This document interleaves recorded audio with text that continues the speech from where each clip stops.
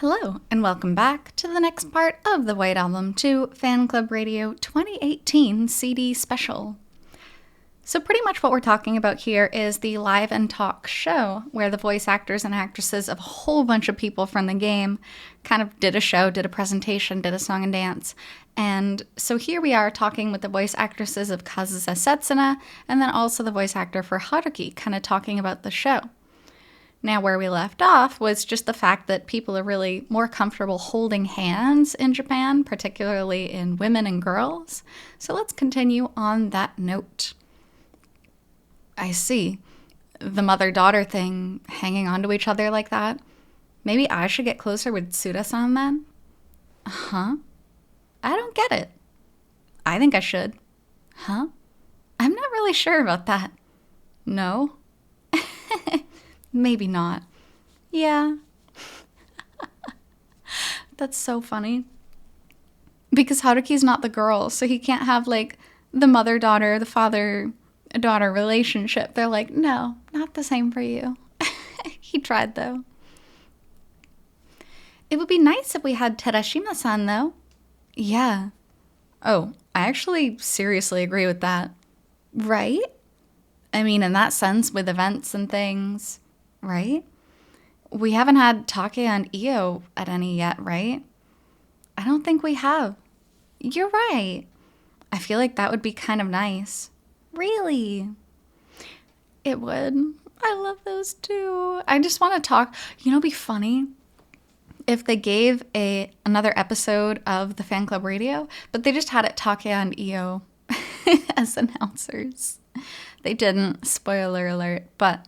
it'd be a very, very cute episode. You know, if we have a live dubbing thing happening, we could have a scenario where Haruki yells at the two of them or something. I think that would be funny. Get it together! But I also want to say, what's the deal with you two? Yeah. I kind of want to see the two of them fight a bit. Definitely. Yeah, this could definitely blow up. Right? I think people would get really excited about that. We'll have to get Maruta-san to write something for us again. Yeah, there's a thought. I've talked before at previous events and various other times about how great Take and Io are, but also how you don't find people that great in reality. I guess if we could get Maruta-san to do some new delving into them. Yeah, I want to do a drama like that. Also, I disagree. To me, the most relatable and common characters are actually Take and Io. Take is kind of the guy, he dates around too much, he flirts with too many women, but he's a really good guy friend. I feel like that's pretty common. And Io, she's, she really wants to try to be independent. She really wants to try to be herself, but she also falls in love. I feel like that's a common I feel like that's a common human being trope in real life. I don't think that's that rare. I agree. All right, let's keep going. Right, it looks like we have one more. Great, let's hear it. This is from Arai-san. Great. Naba-san, Yone-san, Daiju-san, good evening.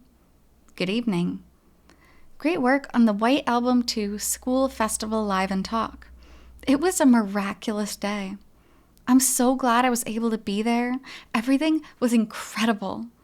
I was especially glad to get to hear Nabatame-san's singing voice. Aww. That's the person who's speaking right now, Kazusa's voice actress. That sounded a little embarrassed. The way you said that was a little shady. No, I appreciate it. I could really tell how much feeling you were putting into the happy memories that you said were your favorites. I know that you said you felt a lot of pressure, standing up on the stage in the face of all that enthusiasm from WA2 fans. I'm getting embarrassed reading this aloud. But the way you pushed that pressure aside and put on an amazing performance was the essence of Kazusa Toma herself. Thank you. Yes, I see how it is. I see. Now I know why the writer gave this one to Naba-san. She read it like Kazusa. Ah. Like, come on, why do I have to read something like this? It's funny, they gave her the one that just compliments her and her character so much. That's cute. So that was the aim. And Naba-chan really responded to it exactly. Well, I mean, you're singing a solo number at this event? It was my first time. Right? Yeah. So it was a pretty valuable event to witness. Definitely valuable. When I imagine Kazusa singing, that's really how it is. Yeah. I think you put that across well. Right? I mean, that was all I could manage. Why? Why? To be honest, hang on, I'm coughing. Oh. But that's part of the charm of it, right? It just so happened to work out that Nabatame-san hadn't done, a live singing performance by herself like that yet. So it just so happened that Kazusa's kind of shyness, her reluctance kind of came through in the performance. And that's really cool. Yeah. Well, that's kind of the state I was in. You mean you weren't in perfect condition? Mm-hmm. Yeah, though I tried to make it so everyone wouldn't be able to tell, but I was anxious about it. Uh-huh. So I thought, at the very least, I have to give off Kazusa as a vibe. Which is a really good excuse for not having a perfect performance. Kind of like we talked about Haruki performing, like if he messed up, it would just be very Haruki. Like it's not even that big a deal. But that's what being an actor is about anyway, right? Right. So more than whether I was singing well or badly, I wanted it to be Kazusa doing the singing. It was really cool. Yeah, and evidently the audience felt it too. Right? It almost feels like the audience and the stage weren't even separate. That sense of unity, which I guess means they all fully embraced what we were doing. Yeah. Since we had the work itself as our basis, they must have seen us coming into it as part of that work. Yeah, everyone really saw it as Kazusa singing. That's good. I hope they did. See, now you don't seem like that person saying, "Don't think this means you won," anymore. Yeah, since they got me to sing after that. Oh. You know what I love about the radio show and just about every White Album 2 event is there's a separation between voice actor, actress, and character, but there's also a bond between voice actor and actress and character. They're not always in character, right? They let us appreciate them as people, which is really cool and really nice. And almost, not to say we have a parasocial relationship with them, but it does make you feel closer to them as people, as themselves. But at the same time, they do put a certain degree of effort into making sure they're like their character a lot of the time too. And we get a respect for that, obviously, because we love their characters. So I think the fact that they do both, it just really kind of rounds it out so it's not boring in any sense. It's not just an interview. It's not just an act, them acting as their characters. And that's what makes it really nice. That's what the uniqueness comes from it. You don't see a lot of that, at least to me, in Western shows, Western performances, or discussions with the voice actor and actress. So that's really cool. I love how they do that.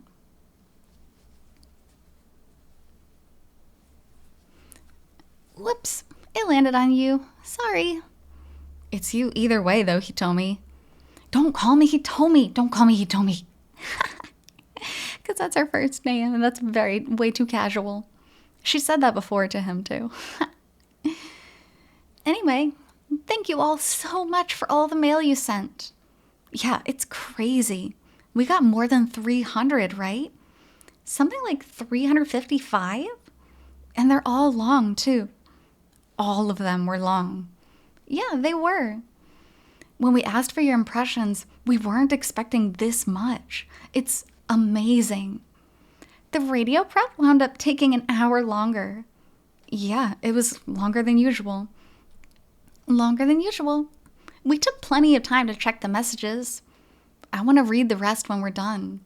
Right? Yeah, let's do it.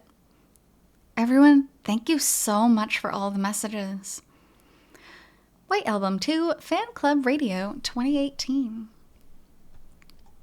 Knight's Record PR Department. This is our regular segment in which we take a deeper look at the music of White Album 2. Our first topic of the day is...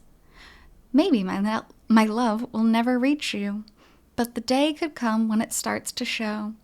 Until that hazy answer comes into view, my love won't come alive. Todokanai Koi, the version sung by Reina Uehara. Right. Okay. Which, it's pretty much a quintessential song for White Album 2, so a pretty good song to start with. So to start, I'd like to read a piece of mail. Alrighty. This is from Sanzui-san. Okay. Out of all the different versions of Todokanai Koi, the one that struck me the most is the one from the end of the anime.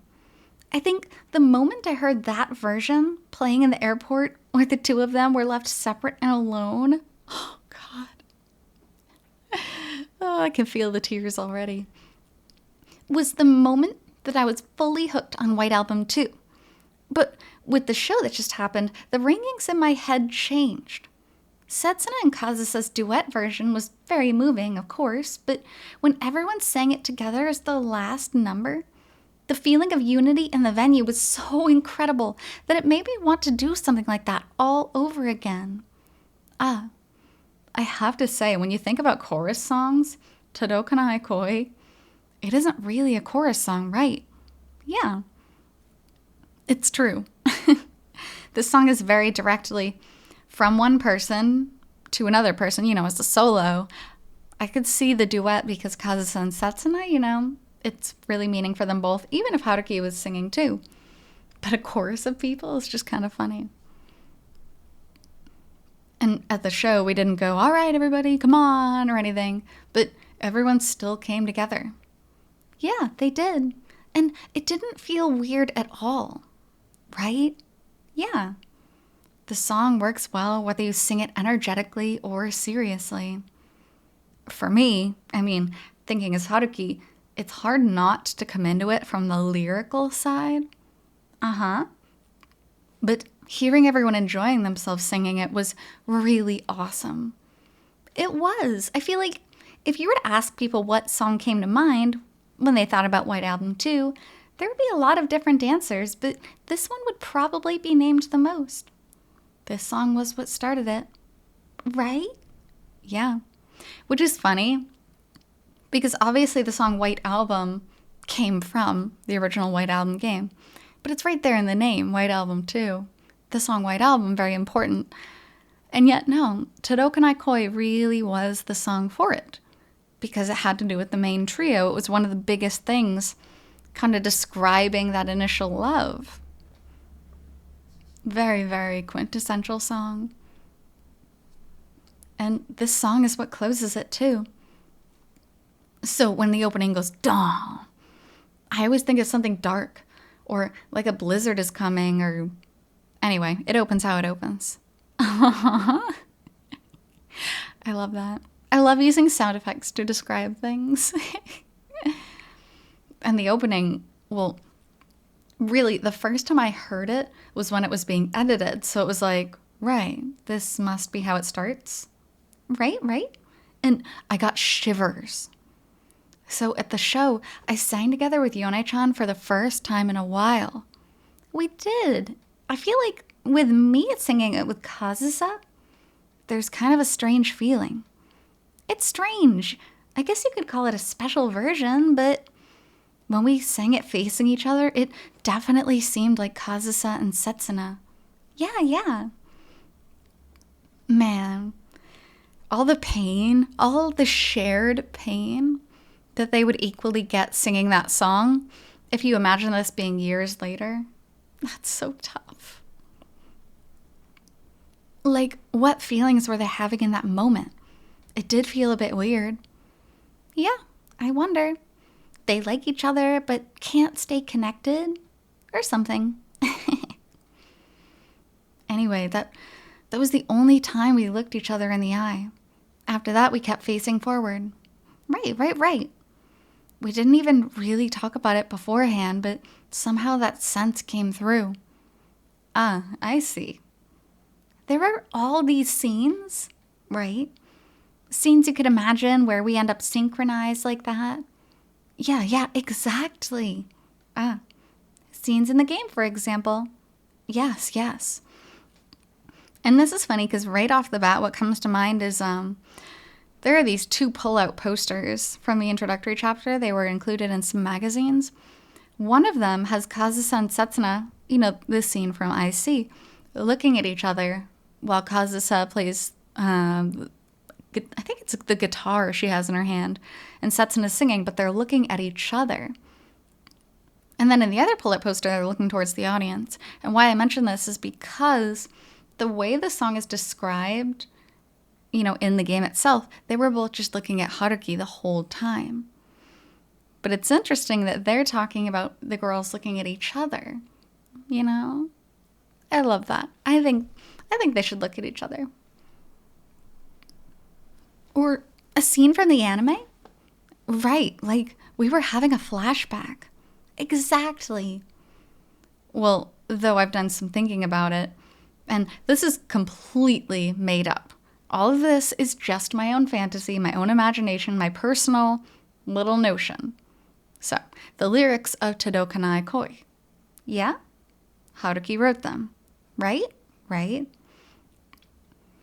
So, what Haruki's doing is legally protecting himself and trying not to make Aquabliss mad because these are his opinions. These are not canon.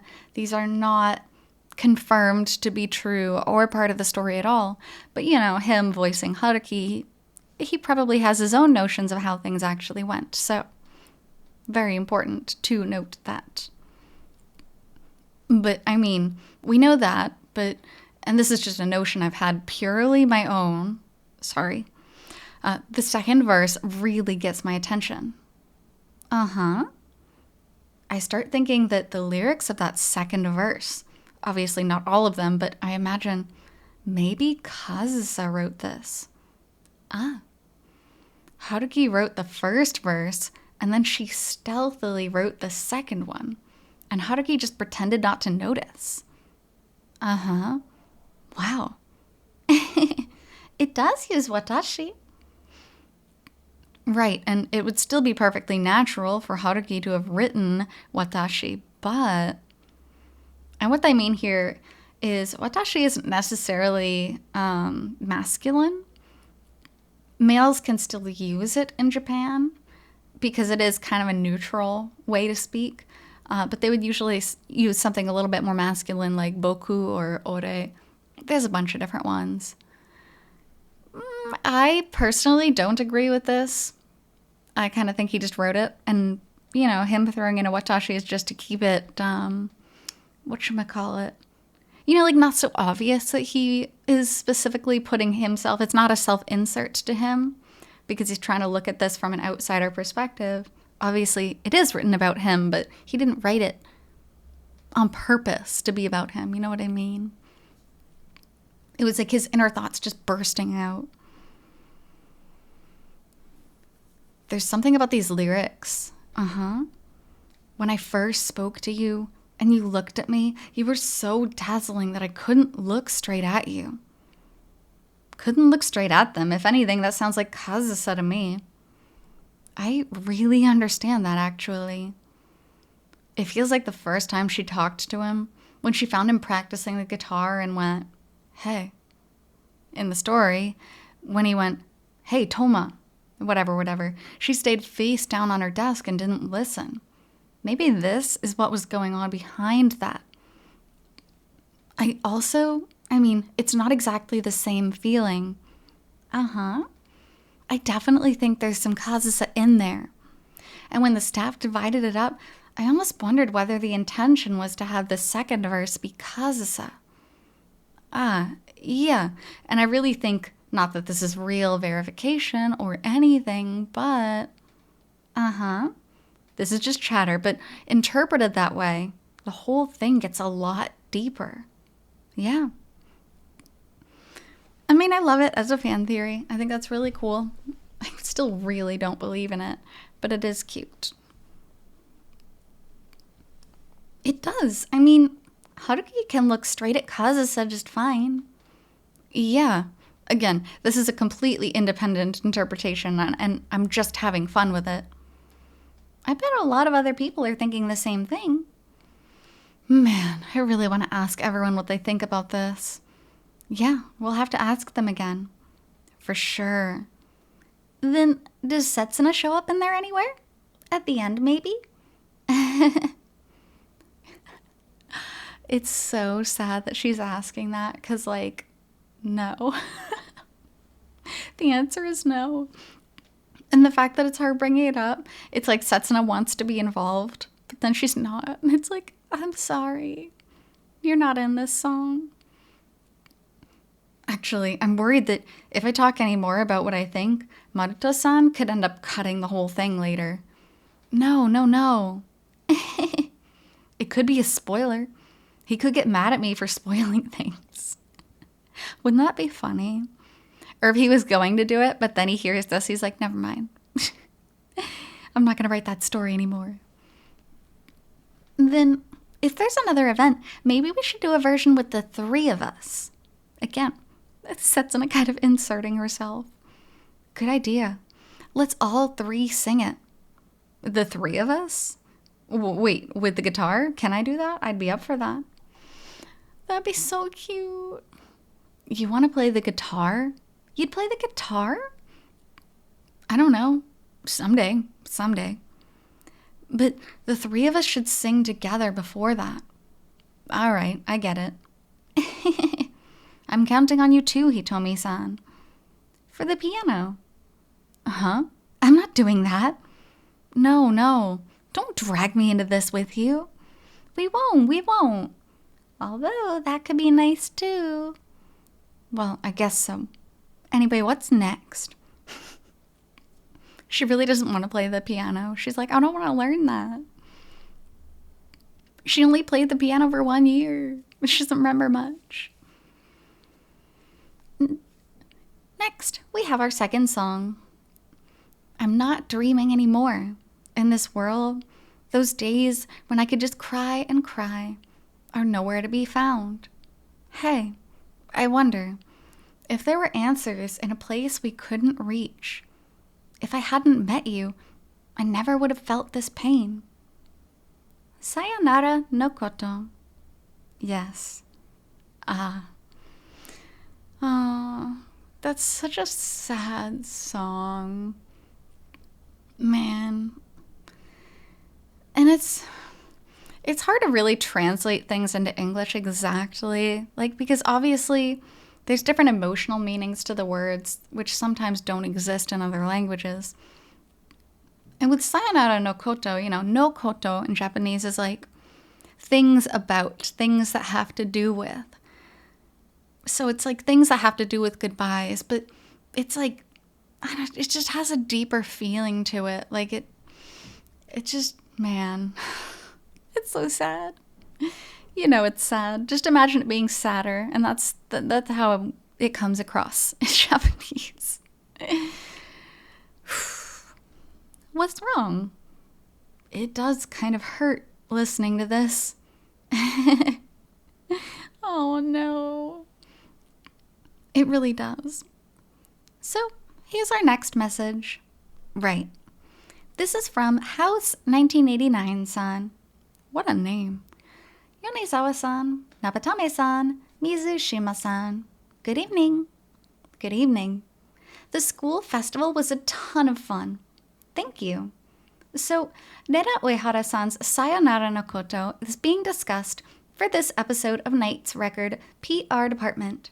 And it's one that I love a lot, since it was used as the ending for the anime, and the anime was my entry point for getting deep into WA. It feels weird to read WA, because I'm always reading WA too. So I want to write my thoughts about it. I want to focus on the lyrics in particular. The song sounds like it's about where the three of them stand at the end of IC. And it's really heartbreaking. The line, if I hadn't met you, I never would have felt this pain, is a real tearjerker. It really is. Oh my god, it really is. Also, in the last episode of the anime, in the conversation between Haruki and Setsuna in the car to the airport, no, I don't wish we'd never met. I couldn't stand that. I'm glad we feel the same way. And that part in the conversation when Sayonara no Koto came in as the BGM, the tears started flowing. Oh, God. Even just thinking about it makes me want to cry. Oh, no. Hang on, Setsuna, that was too serious. He's going to start crying, too. I just sort of let Haruki flow out there, but that felt way too real. Well, listen. Now it sounds like I was being completely sloppy. Want to try it again? No, it's fine, it's fine. There's more. It's a very painful song, but I found myself wanting Haruki, Setsuna, and Kazusa to try to accept that goodbye and grasp some future happiness that might come their way.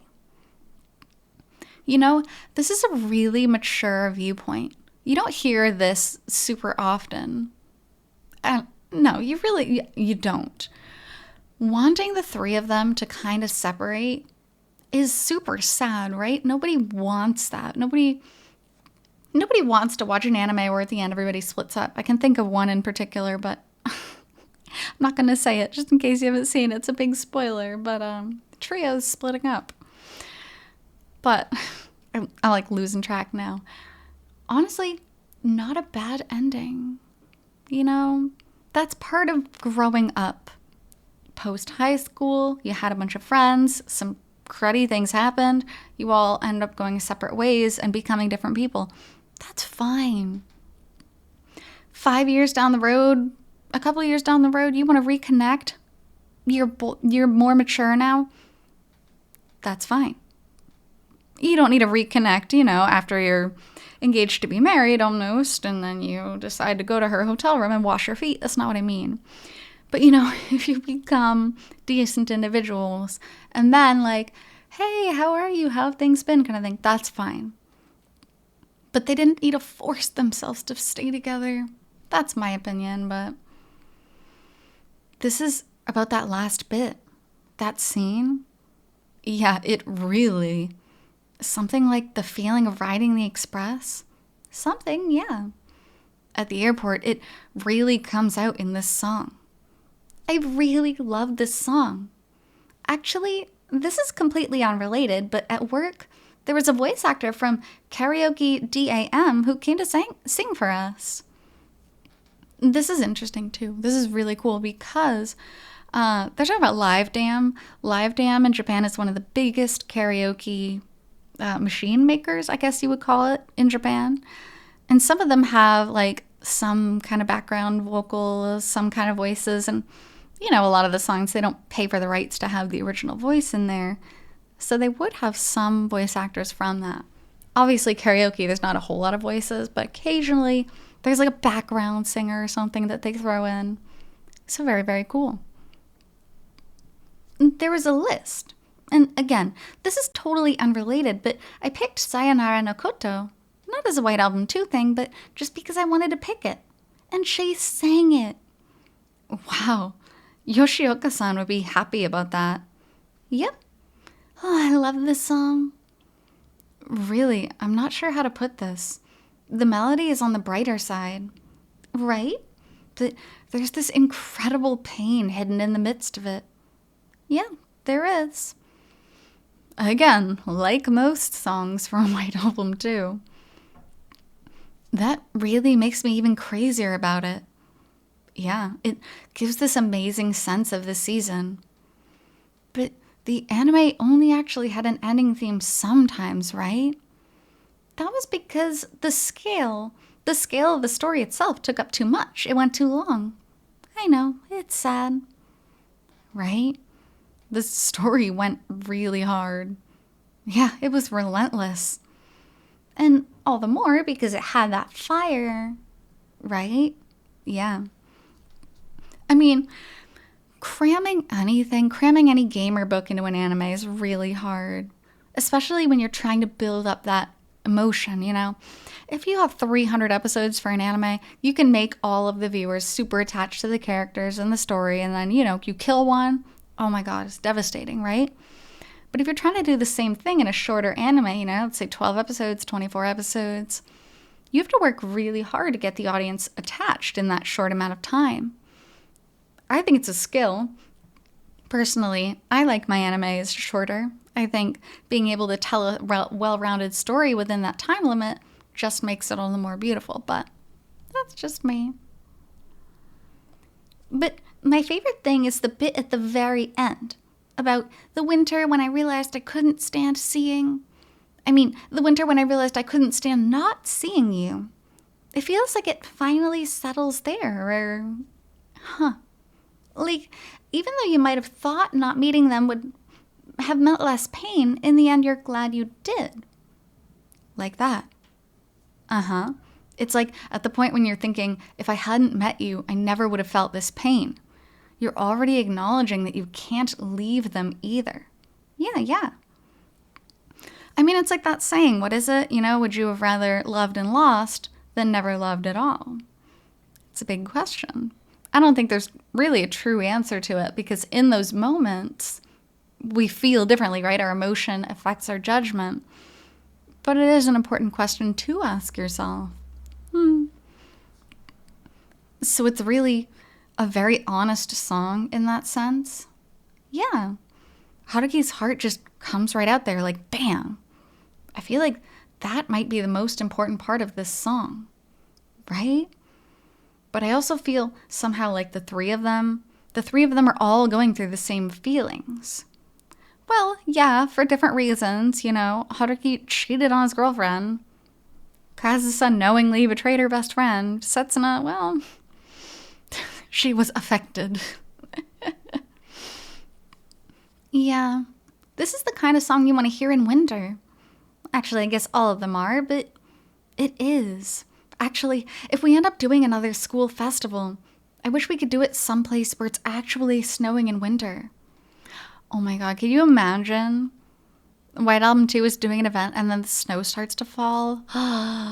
Magical. So beautiful. In February, maybe. Oh, Valentine's Day. A place where it's snowing? Where? In Hokkaido? No, we don't have to go that far, but I want to do it someplace where everyone would see the snowy scenery as they're leaving and think, look, it's the world of White Album 2. Yeah. Honestly, that's what I feel like. Whenever I see snow in Hokkaido, I'm always like, oh, the season of White Album. I know that's so cheesy, but literally every time it snows. I think I might experience some trauma seeing snow even outside of White Album too. Yeah, I can't say I don't understand that. But I definitely wouldn't be able to feel normal. We can all share that trauma together, right? I mean, I'm sure the audience would feel the same thing, so maybe it wouldn't be that bad if we all just had a silent moment. That could be interesting. That sounds a little like a meditation. It would be neat if we could. All right. On that note, thank you so much for all your letters. Thank you. This has been the Night's Record PR Department. White Album 2 Fanclub Radio 2018. And with that, because of all our song segment is finished, I think we will stop off there for today. So, thank you so much for joining me on this part of the 2018 Fanclub Radio special, and I'll be back with the final part shortly. Until then, hope you take care. See you.